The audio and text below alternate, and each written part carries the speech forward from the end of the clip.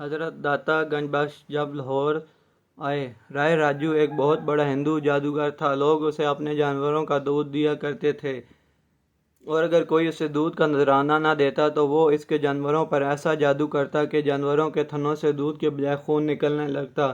ایک دن ایک بوڑھی عورت رائے راجو کے پاس دودھ لے جا رہی تھی کہ حضرت داتا علی ہجویری نے اسے بلا کر فرمایا کہ یہ دودھ مجھے دے دو، اور فرمایا کہ یہ دودھ مجھے دے دو جو اس کی قیمت بنتی ہے وہ لے لو۔ اس بوڑھی عورت نے کہا کہ ہمیں بہر صورت یہ دودھ رائے راجو کو دینا ہی پڑتا ہے، ورنہ ہماری جانوروں کے تھنوں سے دودھ کے بجائے خون آنے لگتا ہے۔ اس پر حضرت داتا صاحب نے مسکرا کر فرمایا، اگر تم یہ دودھ مجھے دے دو تو تمہارے جانوروں کا دودھ پہلے سے کہیں زیادہ بڑھ جائے گا۔ یہ سنتے ہی اس عورت نے آپ کو دودھ پیش کر دیا۔ جب وہ اپنے گھر گئی تو یہ دیکھ کر اس کی حیرت کی انتہا نہ رہی کہ اس کے جانوروں میں اس قدر دودھ تھا کہ تمام برتن بھر جانے کے بعد بھی تھنوں سے دودھ ختم نہیں ہو رہا تھا۔ جب آپ کی یہ زندہ کرامت لوگوں میں عام ہوئی تو گرد و نواح سے لوگ دودھ کا نذرانہ لے کر آپ کے خدمت میں حاضر ہونے لگے۔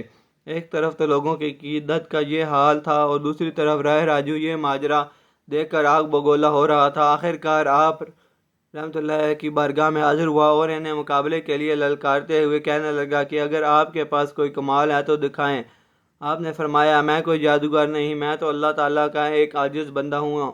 ہاں، اگر تمہارے پاس کوئی کمال ہے تو تم دکھاؤ۔ یہ سنتے ہی وہ اپنے جادو کے زور پر ہوا میں اڑنے لگا۔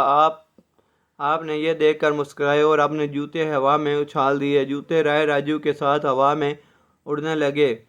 آپ کی یہ کرامت دیکھ کر رائے راجو بہت متاثر ہوا اور نہ صرف توجہ کر کے دائرہ اسلام میں داخل ہو گیا بلکہ آپ کے ہاتھ پر بیعت بھی کی اور آپ کی صحبت ببرکت سے فیض یاب ہوا۔ حضرت داتا گنج بخش کا نام احمد رکھا اور حضرت داتا گنج بخش رحمۃ اللہ علیہ نے اس کا نام احمد رکھا اور شیخ ہندی کا خطاب عطا فرمایا۔